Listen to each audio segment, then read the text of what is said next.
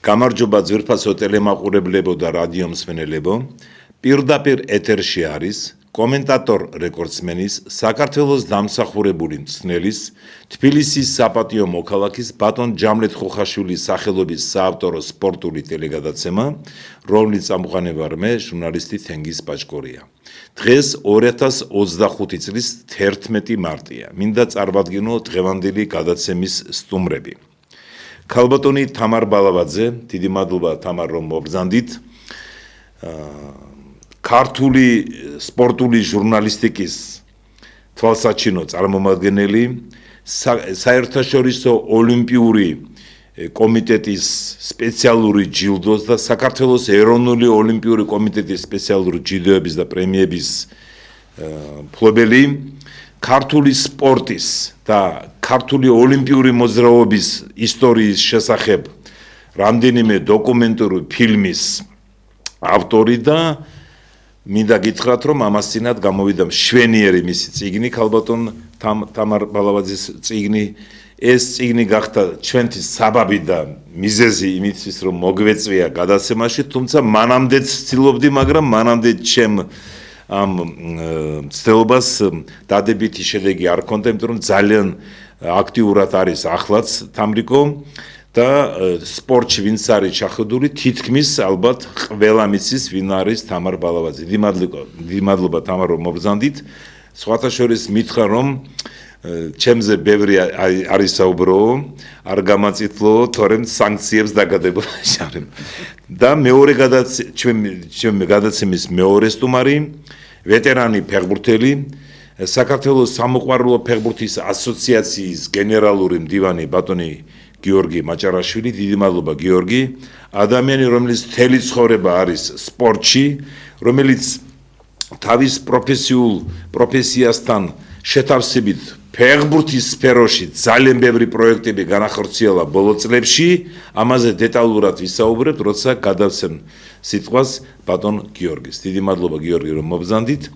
რასაკვირველია, თავიდან მინდა მივცე სიტყვა ქალბატონ თამარ ბალავაძეს, მაგრამ გავაფრთხილეთ წინასწარ, რომ სანამ დავიწყებდით ჩვენი გადაცემის ძირითად ნაწილს, 1-2 წუთი უნდა დავუთმო ხელბურთს.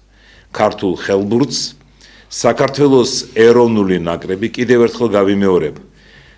13 მარტს საქართველოს ხელბურთელთა ეროვნული ნაკრები თბილისში ჩაატარებს ევროპის ჩემპიონატის შესარჩევი რაუნდის ძალიან მნიშვნელოვან შეხვედრას ბოსნიის ეროვნულ ნაკრებთან. მატჩი გაიმართება თბილისში, მაღლიბ კორპუსთან მდებარე თბილისი არენაზე, დაიწყება 18 საათზე. საქართველოს ხელბურთის ფედერაციის გადაწყვეტილებით დაასწრება მატჩზე იქნება თავისუფალი, ესე იგი ბილეთები არ არის საჭირო. მივმართავ ყველას, ვისაც უყვარს სპორტი და განსაკუთრებით ხელბურთი, ყველას უფროსებს, უმცროსებს, მობრძანდით 13 მარტს საღამოს 6 საათისთვის, ცოტა უფრო ადრე 6-ის ნახევარზე, რომ უკომაგოთ საქართველოს ხელბურთელთა ეროვნულ ნაკრებს, რომელიც გამართავს პირველ საშინაო შეხვედრას ბოსნიის ნაკრებთან, 16 მარტს კი საქართველოს ეროვნულ ნაკრებს გასვლითი შეხვედრა ბოსნიის ნაკრებთან ბოსნიაში გაიმართება. თუ ორივე მატჩი მოვიგეთ, ფაქტიურად თითქმის გასული იქნება საქართველოს ეროვნული ნაკრები ევროპის ჩემპიონატზე, რომელიც გაიმართება 2026 წლის იანვარში. თუ ერთი მატჩი მოვიგეთ, საჭიროა მნიშვნელოვანია რომ ის ბურთების სხვაობა იყოს დადებითი და მერე თუ ერთი მატჩი მოვიგეთ, გადამწყვეტი იქნება მაისში, 8 მაისს თბილისში შეხვდებით საბერძნეთის ნაკრებს და ამ ჯგუფის ბოლო შეხვედრა უკვე 11 მაისს იქნება ისლანდიაში. კიდევ ერთხელ მოგმართავ თხოვნით, გამონახეთ დრო და საშუალება, თავისი ოჯახის წევრებთან, მეზობლებთან, ნათესავებთან 13 მარტს თბილისი არენაზე მობრძანდით საღამოს 6-ის ნახევარზე, იმიტომ რომ მატჩი დაიწყება 6 საათზე. თუ 4-5 მოვა ეს მინიმუმ, რაც მე ვოცნებობ მასზე, ძალიან კარგი იქნება. ჩვენ ბიჭებს, ჩვენ ხელბურთელებს ძალიან სჭირდებათ თქვენი ხარდაჭერა. ძვირფასო მეგობრებო.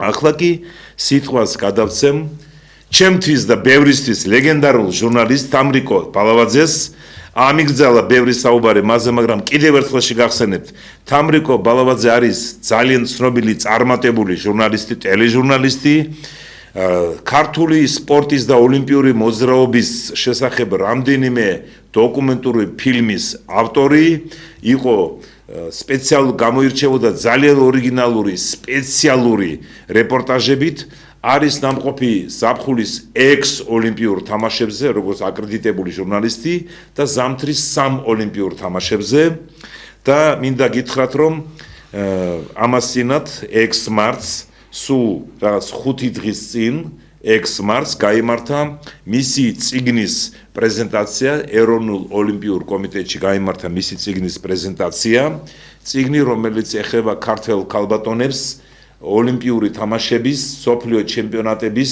და ევროპის ჩემპიონატების ჩემპიონებს და პრიზიორებს. მაგრამ სანამ ამ წიგნზე გადავალთ, მინდა გთხოვოთ თამრიკო. თავარის არ დამავიწყდა, მაგრამ ბევრმა იცის, მაინც შეგახსენებთ. თამრიკო გაიზარდა სპორტულ ოჯახში, მამამისი ვახტანგ ბალავაძე იყო ლეგენდარული, წარმატებული მოჭიდავე, ოლიმპიური თამაშების ბრინჯაოს პრიზიორი, სოფლიოს 2 გზის ჩემპიონი, საბჭოთა კავშირის 5 გზის ჩემპიონი, არ ვიცი, ბევრი საერთაშორისო ტურნირის გამარჯვებული და სპორტულ გარემოში, სპორტულ ოჯახში გაიზარდა თამრიკო. ალბათ ამით იყო გამოწვეული, ხო, თამარ, რომ თქვენ გახდით სპორტული ჟურნალისტი. თუ შეიძლება. სულ ტყუილად გთხოვეთ, ბევრი არ ელაპარაკოთ მეთქი ჩემ შესახებ.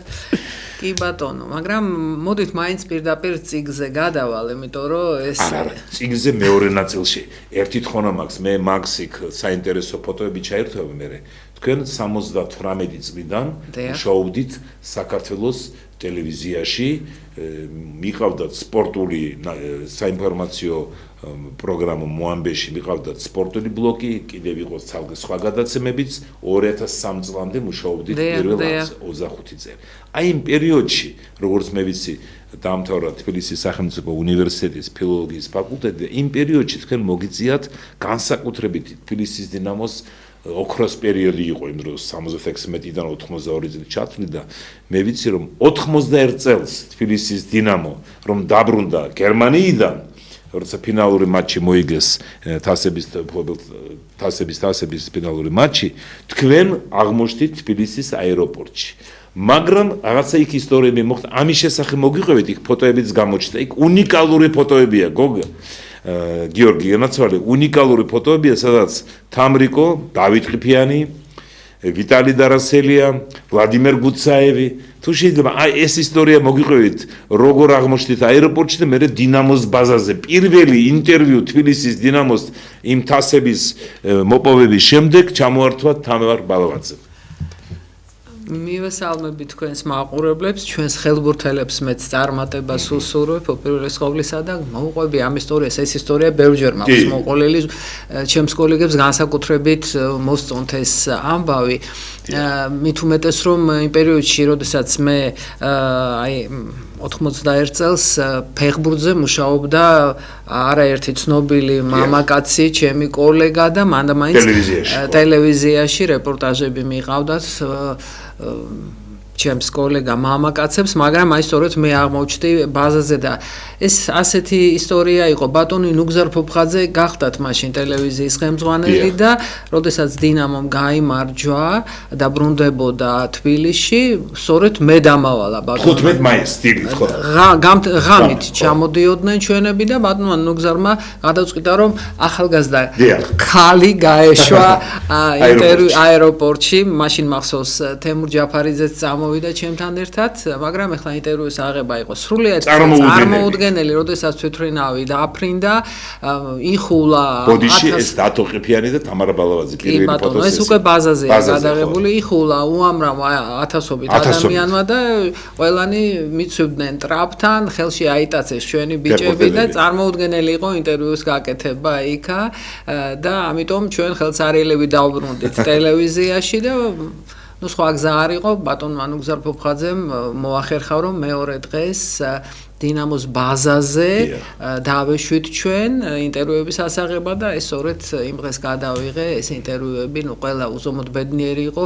ჩავწერე მახსოვს ალექსანდრე ჩივაძე, დათო ყიფიანი, ვლადიმერ გუცაევი და ვიტალი დარასელია, ნუ ყველაზე ცოტა ვიტალი მისაუბრა და ენობრივი ბარიერი მაინც ლაპარაკობდა ქართულად, მაგრამ მაინც უჭირდა, ხო. უჭირდა, ნუ რა თქმა უნდა ბატონი ნოდარ ახალკაცი მაშინ ინტერვიუს იშვიათად იძლეოდა, ის არც გამოჩენილა სხვათა შორის და ბატონი კახი ასათიანი ჩავწერეთ, მაშინ დინამოს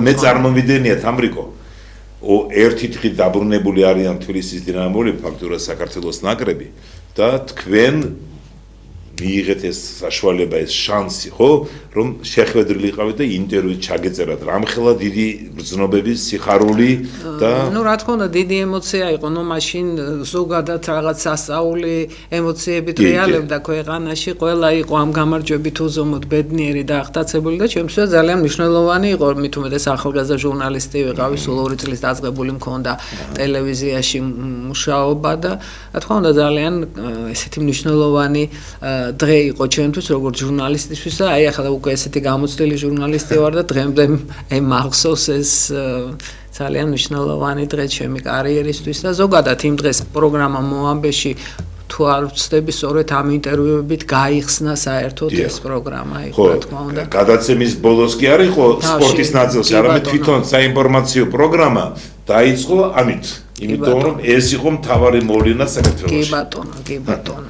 და მახსოვს კიდე ჩემი ტელევიზიაში მოამბეზე მუშაობის პერიოდში კიდევ ერთხელ იყო ასეთი რამ, როდესაც სპორტით გავხსენით ჩვენ მოამბე, როდესაც 1992 წელს ქართულმა მოჭადრაკე ქალბატონებმა გაიმარჯვეს მანილის საჭადრაკო ოლიმპიადაზე. სოფლიო ოლიმპიადაზე დიახ ეს პირველად ისტორიაში. დიახ, ხო.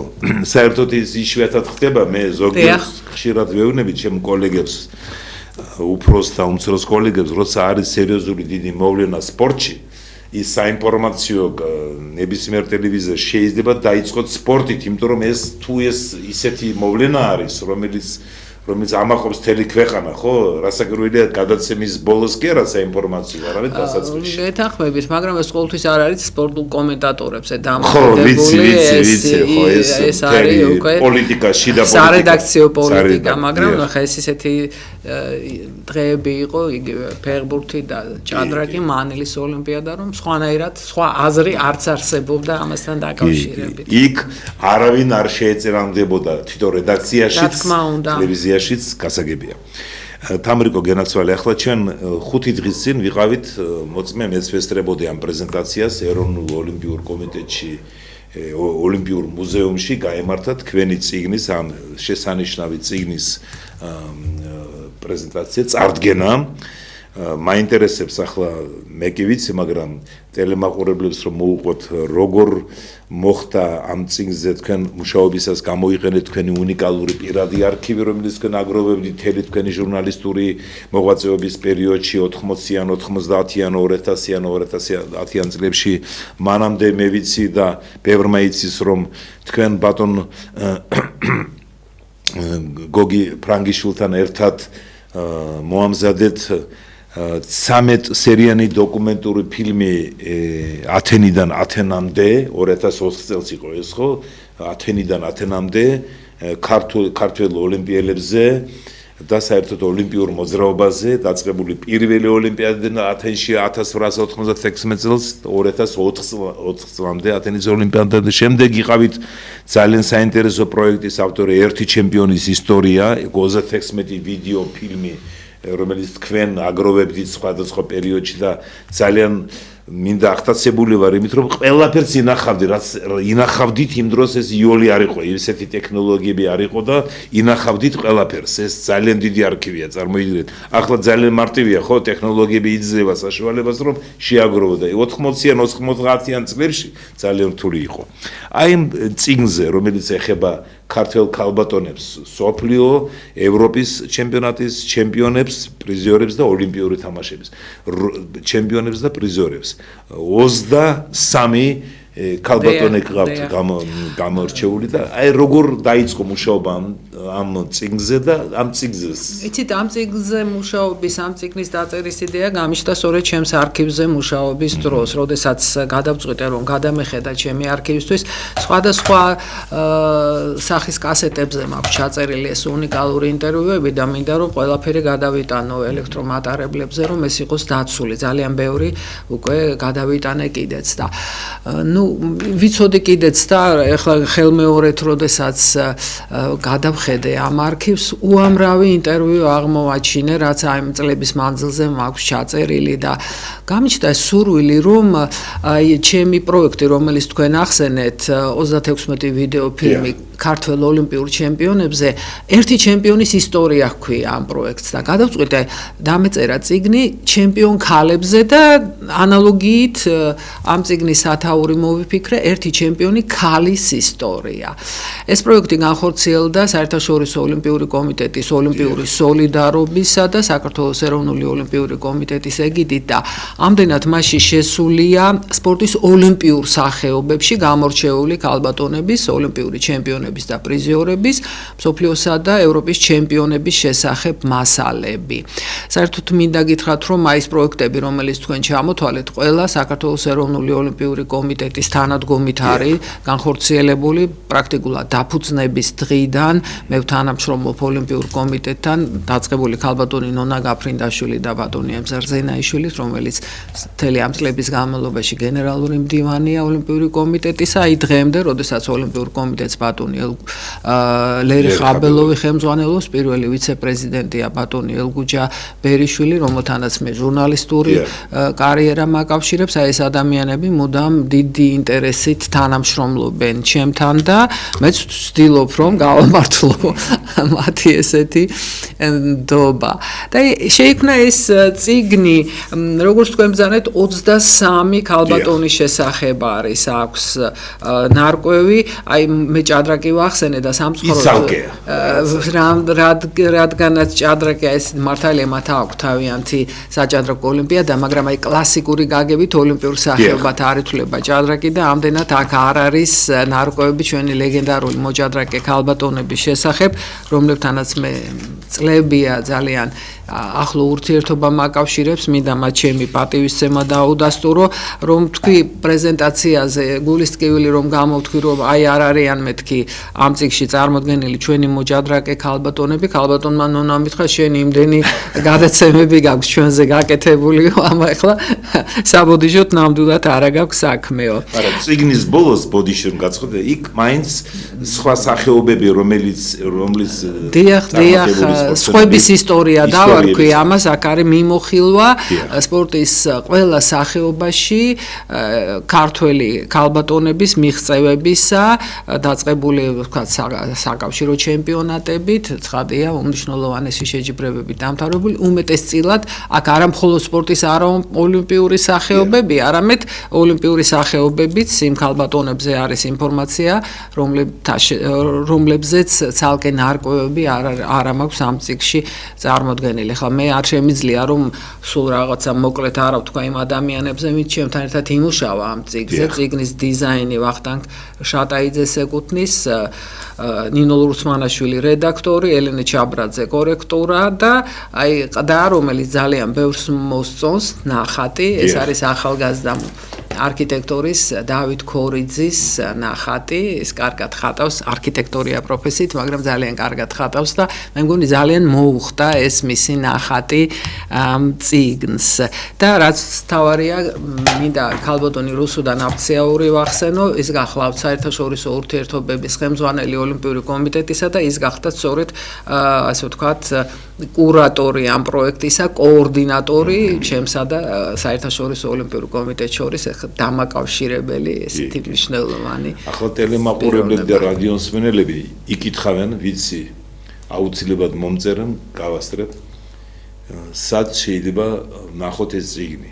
ეს არ არის კომერციული პროექტი, ამიტომ გაყიდვაში არ არის, მაგრამ წიგნი არის საქართველოს ეროვნულ ბიბლიოთეკაში, თამრიკომ დამიდასტურა, რომ თვითონ მიუტანა ის, ვისაც აქვს სურვილი ამ წიგნის წაკითხვის გაცნობის შეგიძლიათ საქართველოს ეროვნულ ბიბლიოთეკაში და როგორც თამრიკომ ეს საიდუმლო ინფორმაცია მომაწოდა გულშინ წინ შესაძლებელია რომ ალბათ ამ წელს თუ ან მომავალ წელს ელექტრონული ვერსიაც იქნება ხო ინტერნეტში ეროვნული ბიბლიოთეკა თუ მოკიდებს ამას ხელს ალბათ იქნება რომ საშუალება ინტერნეტშიც წაიკითხონ ეს ძალიან საინტერესოა მინდა გითხრათ ახლა წიგნი კრებული აი ეს ზღვარი ზოგჯერ იშლება ბოლო 10 წლეულები და წიგნი ერთია და სტატიების კრებული სხვა არის. ეს არის წიგნი ძალიან საინტერესო ისტორიები. 3 დღე ვკითხულობ.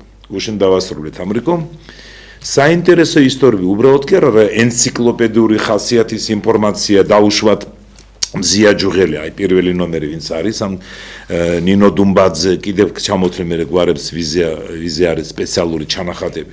არამედ საინტერესო ისტორიები იმდენი აქვს ნაშრომი აი შემოქმედებითი ის მარტო ის კი არა დაიბადა გაიზარდა იგახთა ჩემპიონი არა მარტო ის თარიღებით არ არის საინტერესო ისტორიები ცხოვრების ეპიზოდები საინტერესო მონაკვეთები ყველა ოლიმპიურ ჩემპიონზე პრიზიორზე ევროპის და მსოფლიო ჩემპიონზე და თქვენი ნებართვით თამრიკო თუ შეიძლება ჩამოვთვლი გვარებს თუ შეიძლება ვიზა 23 გვარს ჩამოვთვლი ჩვენ სახელოვან ქალბატონებზე ვიზა არის სპეციალური ჩანახატი ამ წიგნში მზია ჯუღელი ნინო დუმბაძე გალინა შარაბიძე ნადეჟდა დვალიშვილი ელენე გოგიელი ალისა ასიტაშვილი თინათინ ლეკევიშვილი რუსუდან სიხარულიძე ნინა დრონოვა ქეთევან ლოსაბერიძე ნელი სალაძე ირინა გაბაშვილი ლიანა ცოტაძე საიდა გუმბა მაია აზარაშვილი რუსუდან ხოფერია ანა დოღონაძე ქრისტინა პალასანიდი ნატო ნასარიძე ხატუნა ქურივიშვილი ლეილა მესხი ეთერ ლიპარტელიანი ნინო საუქვაძე და დანარჩენები ის რაც უკვე ისაუბრა ქალბატონმა თამრიკომ ჩემთვის ძალიან საინტერესო იყო აი გეუბნებით ფაქტურად ყველა საქმეები გადავდა ისე ოსტატურად ლამაზად შემოქმედებით ბევრი საინტერესო ისტორიებით ამ სპორტსმენების საინტერესო ეპიზოდები ცხოვრების კარიერის და მინდა გითხრათ რომ აი ძალიან ახტაცებული ვიყავ იმიტომ რომ იშვიათად არის ახლა დღევანდელ დღეს ხომ ძალიან შრომატევადია ძალიან ისე ძალიან მე მინდა ჩაგერთოთ და ვთქვა რომ ამ წიგნის გმირები ვინც არიან ცოცხლები ღმერთმა დიდხანს ამყოფოს თავად ძალიან დიდი ენთუზიაზმით მოეკიდნენ აი ამ გამოცემას ყველა მათგანთან მქონდა ჩაწერილი ინტერვიუ მაგრამ სულ ყველას განმეორებით შევხვდი მათ შორის იმ ქალბატონებსაც რომლებიც უცხოეთში არიან 5 ქალბატონი ცხოვრობს უცხოეთში 4 მათგანი ჩამოსული იყო 4-ვეს შევხვდი მხოლოდ ნინა დრონოვას ვესაუბრე უკვე აი თანამედროვე ტექნოლოგიების საშუალებით ყველა იყო ძალიან გახარებული რომ ეს ძალიან არაჩვეულებრივი ისტორიები მიამბოს სულ ყველამ და მე შევეცადა რომ ეს კარგი მათი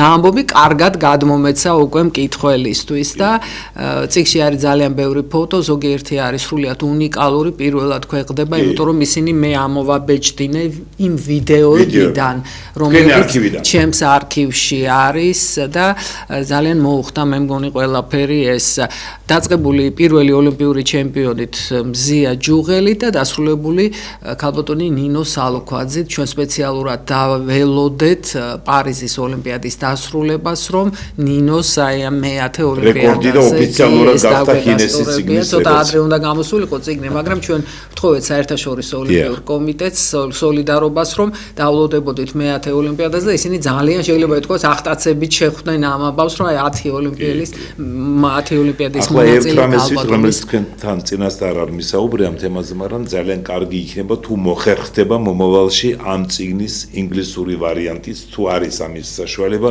ეროვნულ ოლიმპიურ კომიტეტსაც მიმართავ ეს და დაუგეგმავია შეთანხმებული არ ქონდა ქალბატონ ამრიკოსთან, მაგრამ ძალიან კარგი იქნება თუ მოხერხდება ეს შრომატევადია ფინანსებთან არის დაკავშირებული, მით უმეტეს ყველა ეს სპორტსმენი, რომელიც თავის სახეობებში უმაღლეს წერვალს მიაღწიან და ჩვენი ქვეყნის სამაღო შვილები და თუ მოხერხდება მომავალში ამ წიგნის ინგლისურენოვანი ვარიანტი, იქნება ძალიან ფანტასტიკური მთელი სოფლიო, მით უმეტეს მე ციფრული ვარიანტი, ან წიგნი, ან ელექტრონული ვარიანტი მაინც თუ მოხერხდება ინგლისურ ენაზე.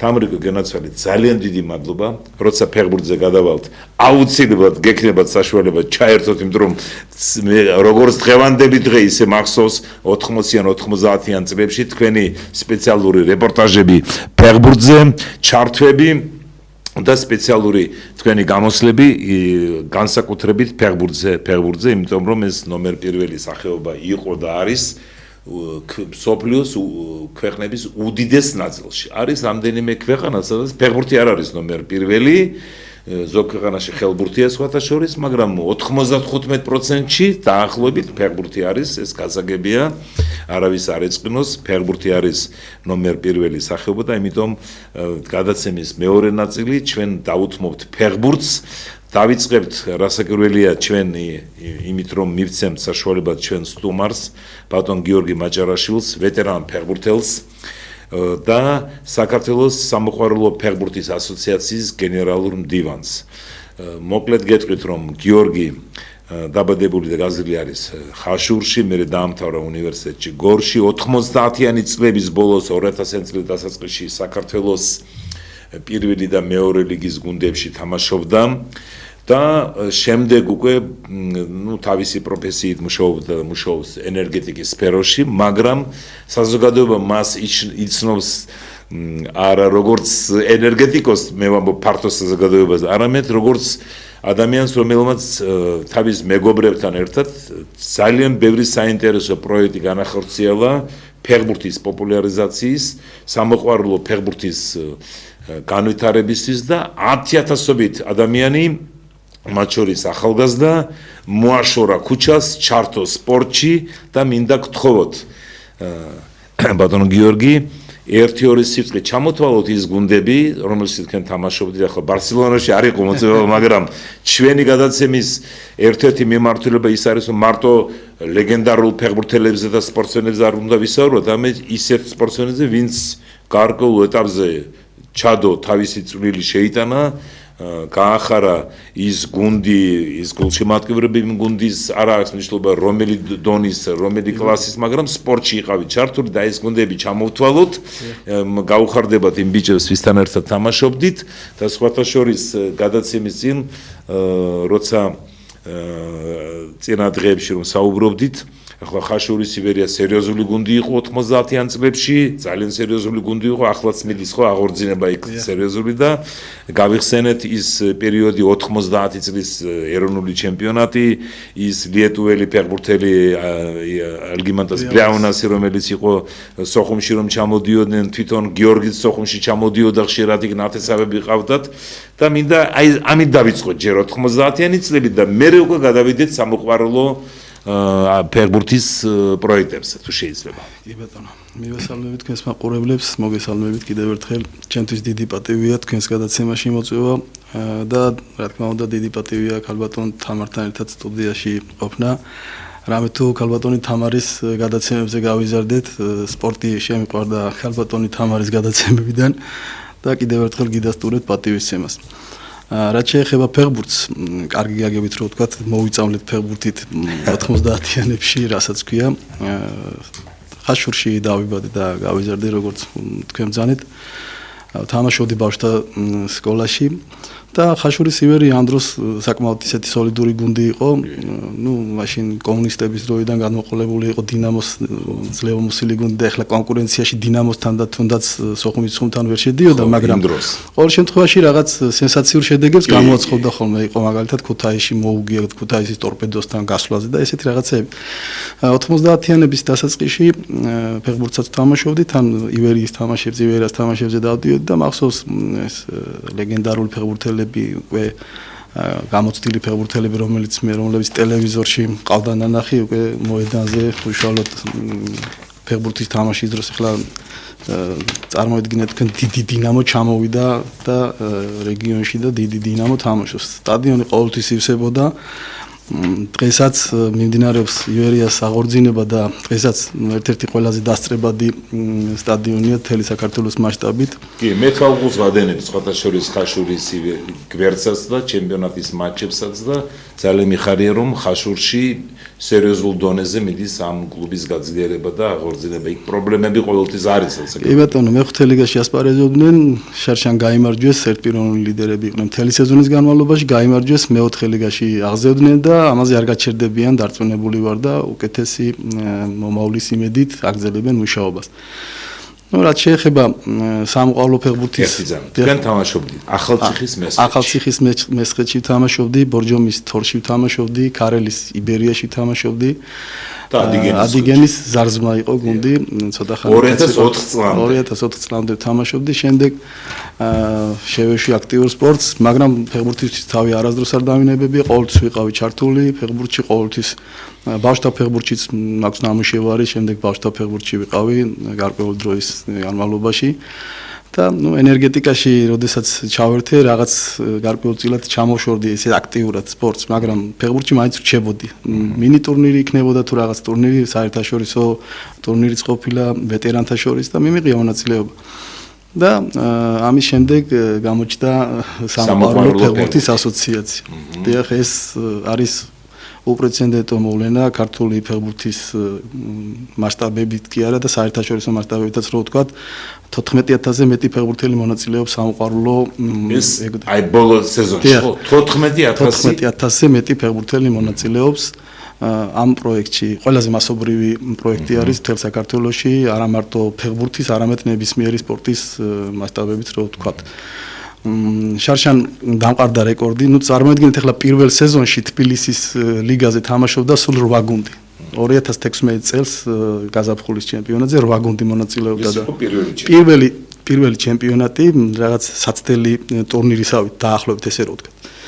და შარშან დავამყარეთ რეკორდი და 471 გუნდი გამოვიდა საქართველოს მასშტაბით. კიდევ ერთხელ გაიმეორეთ 471 გუნდი რაც აბსოლუტური რეკორდია. ამრიკო ეს ხომ მე თავის მეგობრებთან, კოლეგებთან ერთად იქ დაასახელებ ალბათ ასოციაციის პრეზიდენტს, ვიცე-პრეზიდენტებს, ვინც არიან ჩართული, ეს ხომ ძალიან დიდი შედეგია, ხო წარმოიდგინეთ ამდენი გუნდი თავისი ოჯახის წევრებთან, მაყურებლებთან. რა თქმა უნდა. სერიოზული შედეგია, დიახ. 14000 ფეხბურთელი ნიშნავს, რა თქმა უნდა, თქვენ ბრძანეთ თავის ოჯახის წევრები, მეგობრები, ახლობლები, სოციქსელები არის, სადაც უკვე ფართოდ ინფორმაციის სახით გაედინება და ყველა მიცის ჩვენი პროექტის შესახებ. მთელი საქართველოს მასშტაბით 64 მუნიციპალიტეტში ვატარებთ ტურნირს. შარშან 64 მუნიციპალიტეტში ვცდილობთ ჩავატაროთ ეს ტურნირი. გარკვეულწილად ვახერხებთ ამას, 64-ში გვაქვს კომუნიკაცია, მაგრამ 53-ში შარშან ესეც სარეკორდო რიცხვია, 53 მუნიციპალიტეტში შევძელით ჩაგვეტარებინა. არის ახლა მიგრაციის პრობლემა არის, ახლა არის მუნიციპალიტეტები, სადაც ფეხბურთის სათამაშოდ კი არა, ძალიან მცირე რაოდენობა მოსახლეობა დარჩენილი, ძირითადად მთიან საქართველოს გულისხმობ. და მაქსიმალურად ცდილობს ფეხბურთის ფედერაცია დაგვიდგეს გვერდში, რომლის ხომ გეხმარება რა თქმა უნდა, ფეხბურთის ფედერაცია არის ჩვენი მთავარი პარტნიორი, მთავარი მამოძრავებელი ძალა, ესე რომ ვთქვათ. ფეხბურთის განვითარების ფონდი გვიდგას ძალიან კარგად მხარში. ასევე თბილისის მერია, თბილისის მასშტაბით ყველა სტადიონი, საფეხბურთო ცენტრი იქნებოდა სტადიონი, ყველაფრის მიუხედავად იმისა, რომ ძალიან გადატვირთულია საფეხბურთო მოედნები, მიუხედავად იმისა, რომ ძალიან დატვირთული, ძალიან ბევრი გუნდი შეიქმნა მას შემდეგ, რაც ჩვენი ეროვნული ნაკრების წარმატება უკვე მთელმა ევროპამ ნახა, მთელმა მსოფლიომ. ბუმია ესე რომ ვთქვათ რა, საფეხბურთო ბუმი და სამოყვავილო ფეხბურთშიც მაგალითად თუ იყო შარშან სიტყვაზე 350 გუნდი, 400 გუნდი, წელს უკვე ბევრად უფრო მეტი მოთხოვნა გაიზარდა და ჯანსაღი ცხოვრების წესის დანერგვას ვახერხებთ უფრო მეტად, უფრო მეტი ადამიანი შემოყავს ფეხბურთში. უფრო მეტი мотиваცია აქვს ხალხს და რა თქმა უნდა სპორტული ჟინი და სპორტული ინტერესიც არის გამარჯვება ყველას უნდა, მაგრამ ვერ ხერხდება თუმცა ოლიმპიური პრინციპიც არის. თავარია მონაწილეობა, მეგობრობა, ერთმანეთის პატივისცემა და მოკლედ 2016 წელს, როდესაც ეს დაიწყო პროცესი დაიწყო, პროექტი დაიწყო, ახალგაზრდა ბიჭებმა, რამდენიმე მეგობარმა, დღევანდელი ჩვენი ასოციაციის პრეზიდენტი ბერდია ჯიბლაძე გახლავთ ერთ-ერთი ინიციატორი ამ პროექტის, ასევე გიორგი გაბუნია, გიორგი თოლორდავა, თემური კომეთიანი. ეს ბიჭები არიან, ვინც პატარა ბიჭები, ახალგაზრდა 20, 22, 23 წლის ბიჭებმა ამ ხელა პროექტი მოიფიქრეს. და სულ რაღაც პირველად შეკრებილი 8 გუნდიდან ამ ხელა მასშტაბებზე გავიდნენ და კარში, თოლში, წვიმაში, შიშველ ენთუზიაზმზე ცდილობდნენ მთელი საქართველოს მასშტაბით ფეხბურთზე ეკადაგათ. და რამდენად გამოვიდათ ეს უკვე ციფრები, უკვე საუბრობენ ციფრები და მაყურებლების რომ ეს ესტრებიან ახლა ფრაგმენტებსაც ხედავთ, მანამდე იყო ფოტომასალა რომელიც თქვენი ასოციაციიდან ავიღეთ და თქვენგან და ეს ბევრ რამეზე მეტყველებს, იმიტომ რომ მარტო ყურება და კომაგობა კი არა, თქვენ ხართ ჩართული უშუალოდ თქვენი თაობა, უფრო ახალგაზრდები, უფროსებიც, ხო? ყველაზე კარგი ის არის, რომ ვეტერან ფეხბურთელებს, რომლებმაც დაასრულეს თავიანთი კარიერა, აქვთ საშუალება ჩაერთონ, გაიხსენონ ახალგაზრდობა, იცხოვრონ ჯანსაღი ცხოვრების წესით, მაგრამ ამაზე უკეთესი ის არის, რომ ფეხბურთელებმა, რომლებმაც დაიწყეს ფეხბურთი და სწავლის გამო, სამსახურის გამო, ოჯახის გამო ვეღარ შეძლეს ფეხბურთის გაგრძელება, თუნდაც ეკონომიკური სიტუაციებიც რო ვთქვათ, ეგეც ბევრად მნიშვნელოვანია, ეხლა ნაკლებად პრიორიტეტული ადამიანისთვის სიტუაცია ფეხბურთის პროფესიულ გუნდში დარჩენა, როდესაც ბევრად მეტი შემოსავალი აქვს საჯარო სამსახურში ან კერძოდ ბიზნესში თუნდაც რა. და ძალიან ბევრი ადამიანი ჩართულია და ეს არის ყველაზე მნიშვნელოვანი. ჩვენ ყველანაირად ვცდილობთ, მაქსიმალურად ვცდილობთ, რომ უფრო ფართო და მასშტაბური გავხადოთ ეს პროექტი.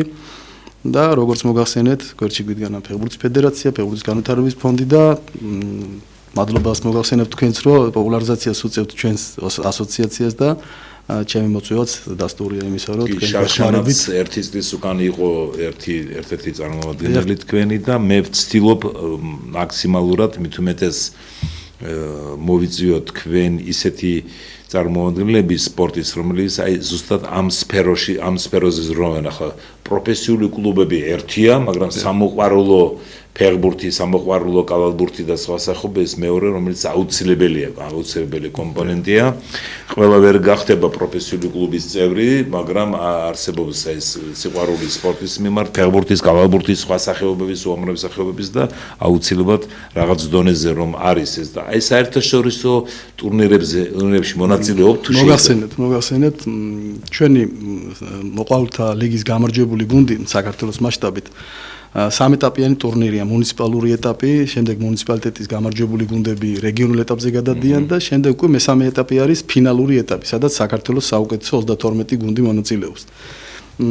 მოგახსენებთ, რომ შარშან სამყარო ფეხბურთის ასოციაციის გამარჯვებულმა გუნდმა გრასრუტი ერქვა თავიდან, მაგრამ შემდეგ სახელი ბრიჯი დაერქვა, ბრიჯმა მიიღო მონაწილეობა საერთაშორისო ტურნირზე, Regions Cup-ი, ქვია, ევროპის ჩემპიონატი არის მოყვარულთა ნაკრებებს შორის და საკმაოდ წარმატებულად იასპარეზა აზერბაიჯანის გუნდი და შვედეთის გუნდი 5-0 და 5-1 დაავამარცხეთ და შემდეგ უკვე დასკვნით ეტაპზე გავემგზავრეთ შვეიცარიაში. ეხლა შვეიცარიაში ბევრად უფრო რთული იყო თამაში. ირლანდიის გუნდთან დავაფიქსირეთ, მაგრამ შვეიცარიელებმა გვაჯობეს და საერთო ჯამში ეს წარმატებულ სეზონად შეიძლება ჩაითვალოს, რადგანაც საერთაშორისო ასპარეზზეც ვაჩვენეთ, რომ გარკვეული ეტაპები გაიარეთ. დიახ, და უკვე დასკვნით ეტაპზე შვეიცარიაშიც წელსაც არის 2 წელიწადში ერთხელ არის ეს ტურნირი. პარალელურად ჩვენი მოყავთა ლიგის გამარჯვებული გუნდი მონაწილეობს საქართველოს დავით ყიფიანის თასის გათამაშებაში. დავით ყიფიანის თასის გათამაშებაში თქვენ ბრძანეთ, რომ მოყვარულები არიან და ცოტა, მაგრამ მინდა გითხრათ რომ მოყვარული ბიჭები სამ ეტაპზე გავიდნენ, ანუ პროფესიონალ ფეხბურთელებს მოუგეს მესამე ეტაპზე.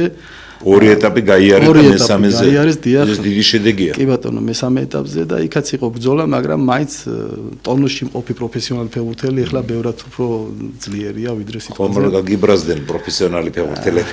არა, სხვათა შორის ძალიან კარგი ურთიერთობა გვაქვს საქართველოს ნაკრების ვეტერან ფეხბურთელებთან, რომლებიც ყოველთვის თამაშობენ ჩვენს ლიგას და ყოველთვის გვერდში გვიდგანან ჩვენს ამ კუთხით. დიდი მადლობა, გიორგი, ახლა რადგანაც საერთაშორისო მიმართულებაზე გავამახვილეთ ყურადღება,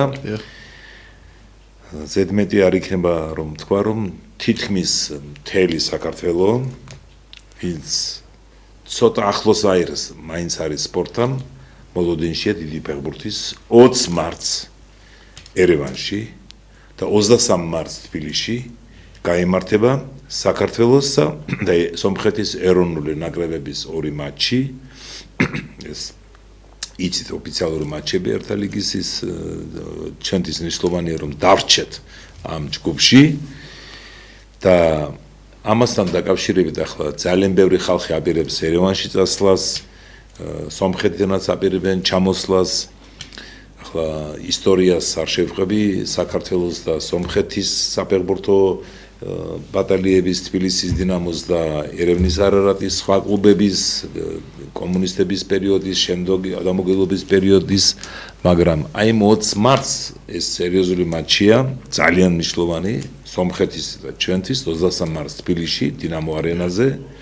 ბილეთები უკვე გაყიდული აქვს, რაც შეეხება სომხეთს, ცალკე ისტორია და შეიძლება დაგუგლოთ, ის აინტერესებს რა სიტუაცია არის ერევანში ბილეთებთან დაკავშირებით და ამას წინათ ბატონ მურთას ხურცილავასთან, ჩვენ ლეგენდარულ ფეხბურთელთან ჩავწერეთ ინტერვიუ, კინორეჟისორი გოგი თორაძე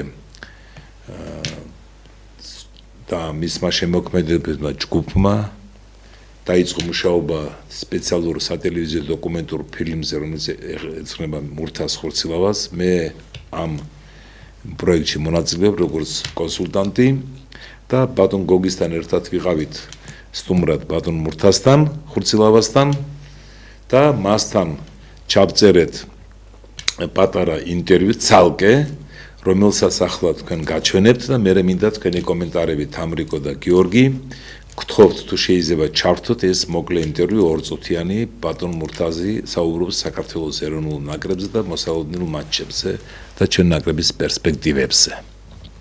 ბატონ მურთაზ, 20 მარტს საქართველოს ნაკრები ერევანში შეხვდება სომხეთის ნაკრებს, 23 მარტს თბილისში გაიმართება საპასუხო მატჩი. ამ ორი მატჩის შედეგად გადაწყდება დარჩებით თუ არა ჩვენ ამ ჯგუფში, ამ ლიგაში თუ წავალთ ქვემოთ. სომხეთის ნაკრებთან. სომხეთის ნაკრები კი არა, ყველა თითქმის ნაკრები მაგ ნახე.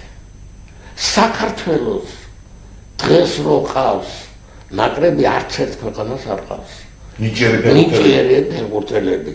ჩვენ მარტო კვარაცხელი აიღე. მეკარე და დაწყებული. ყველაზე ცოტა 8 ფეხბურთელი მაინც არის დღეს ჩვენ ნაკრებში, სხვას არ ყავს მასეთი. უმაღლესი დონის ფეხბურთელები არიან. და დიდი მომავალი აქვს ჩვენ ნაკრებს. შეიძლება ითქვას. შეიძლება მეტი შეიძლება ითქვას. თქო, მაგრამ ერთია აი ნაკრებს მე რო უყურებ, არა მეც ველოდები მათგან. მითხრა რომ შეუძლია ეს ჩვენებს რა არ ვიცი რა. კლასი არის, შესაბამისი დონე არის. დონე არის. ჩვენ ახლა სხვას არ აყავს შენაირი. ასეთი დონის ფეხბურთელი. არ აყავს. მეკარედან დაწყებული ნოეხა კვარაცხელია მე მომწონდა არ აყავს სხვას. მაგრამ მაგას უნდა გამოყენება. ესე იგი თქვენ ფიქრობთ რომ უახლოეს წლებში საქართველოს ნაკრებს აქვს პოტენციალი მსოფლიო ჩემპიონატის მოხდეს და ევროპის ჩემპიონატზე თავისუფლად მით უმეტეს ახლა მე სხვა ქვეყნის ყველა ქვეყნის ნაკრების თამაში მაქვს ნანახი ძალიან დიდი მადლობა. ჩვენაირი შემადგენლობა დღეს იშვიათად ყავსოდნენ. მე არ ამგონია რომ სხვა ყავდეს. დიდი მადლობა, ძალიან დიდი მადლობა თქვენი სიძინის მოგმარება. ეს იყო ჩემთვის თავად. ხო მეაქციეთ ყურადღება. ახალგაზრდებს ვეთქვი. შეგიძლიათ დაგუგლოთ მურთაზ ხურცილავა. 1972 წლის ევროპის ვიცე-ჩემპიონი, 1966 წლის სოფლიო ჩემპიონატის ბრინჯაოს მედალოსანი, 1972 წლის ოლიმპიური თამაშების ბრინჯაოს პრიზიორი, თბილისის დინამოს კაპიტანი 71-75 წლებში, საბჭოების ნაკრების კაპიტანი 72-74 წლებში და ევროპის ჩემპიონატის 72 წლის შემდეგ ევროპის ჩემპიონატის სიმბოლურ ნაკრებში შეიყვანეს და ბევრი შეიძლება ვისაუბროთ ბატონ მურთაზე ერთი ფრაზას მიაქციეთ ყურადღება ბატონო გიორგი და თამრიკო. ამ უნიჭიერეს თაობას რომელიც მან ჩამოთვალა შვიდობა ფეხბურთელი ახლა გვარებს არ დავასახლი ვიღაცას ეწყინება ვიცი რინ გულისხმა მაგრამ სჭირდებაო სწორი გამოყენება ახლა ძალიან კორექტულად და ტაქტიანად თქვა მან რომ სწორი გამოყენება ახლა შორს არ წავიდა მეტი გასაგებია ეგ ტაქტიკა ძნელთა შტაბი სტრატეგია და მინდა გითხრათ რომ ეს მატჩები სომხეთთან ჩემი აზრით რთული იქნება თქვენ როგორ ფიქრობთ?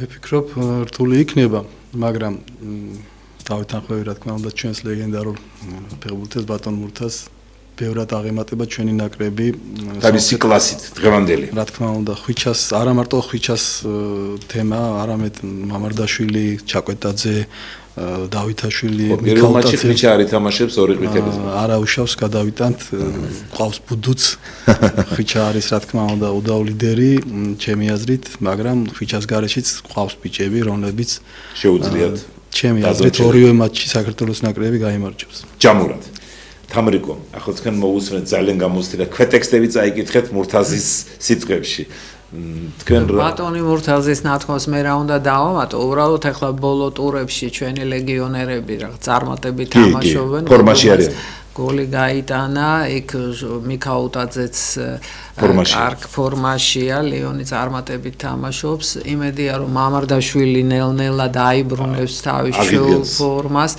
და მეც იმედი მაქვს კი არა დარწმუნებული ვარ რომ ჩვენები ამ ორი მატჩის ჯამში აიმარჯვებენ. რომ სომხეთის ნაკრები უფრო მოტივირებულია დღეს, იმიტომ რომ სომხეთის ნაკრების წევრებმა და გულშემატკივრებმაც იციან რომ ჩვენი ნაკრები დღეს კლასით უფრო მაღლა დგას, მაგრამ ეს ფეხბურთია და ისე ხდება ზოგჯერ რომ უფრო სუსტი გუნდი შედარებით, შეიძლება სუსტმა შედარებით მოუგოს ძლიერ გუნდს, მაგრამ ჯამურად მეც ვფიქრობ რომ ჩვენი ნაკრები აუცილებლად მოიგებს და ჩვენ შევინარჩუნებთ ადგილს ამ ჯგუფში ეს აუცილებელია ყველა კუთხით სპორტული კუთხით მომავლის კუთხით და ვან ბაიბურთი არის ასეთი ძალიან ცნობილი ჟურნალისტი თბილისში გამომავალი სომხურ-ენოვანი გაზეთის ბრასტანის რედაქტორი მე მას ვკითხე ბატონო თქვენ როგორ ფიქრობთ მეთქი როგორ დამთავრდება ეს ორთაბრძოლა საქართველოს სომხეთის ნაკრებების შორის და თენგო ჩვენები მოიგებენ ვის გულისხმობთ მეთქი ჩვენები შეხეთ ხომ თბილისელი სომხია ჩვენები მოიგებენ ესე იგი მისდი ჩვენები ქართველებიც სომხების გასაგები ესე ხუმრობით იყო ნათქვამი მაგრამ მაინც ჩვენები მოიგებენ აქ იგულისხმება საქართველოს ნაკრები მინდა გითხრათ რომ ჩვენი გადაცემის დრო ნელ-ნელა იწურება კიდევ ერთხელ მინდა შეგახსენოთ ძირფასო ტელემაყურებლებო და რადიო მსმენელებო პირდაპირ ეთერში იყო კომენტატორ რეკორდსმენის საქართველოს დამსახურებული მწვრთნელის თბილისის საპატიო მოქალაქის ბატონ ჯამლეთ ხუხაშვილის სახელობის სპორტული საავტორო ტელეგადაცემა რომლის წამყვანი ვარ მე ჟურნალისტი თენგიზ პაჭკორია დღევანდელი გადაცემის სტუმრები იყვნენ ქალბატონი თამარ ბალავაძე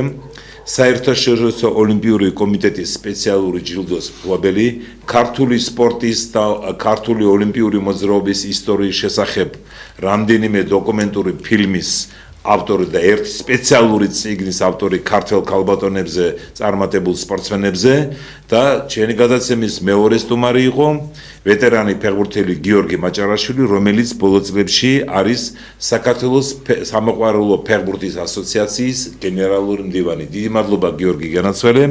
დიდი მადლობა ძვირფასო ტელემაყურებელო, მინდა გისურვოთ ჯანმრთელობა და წარმატებები. კარგად ზამდებოდეთ.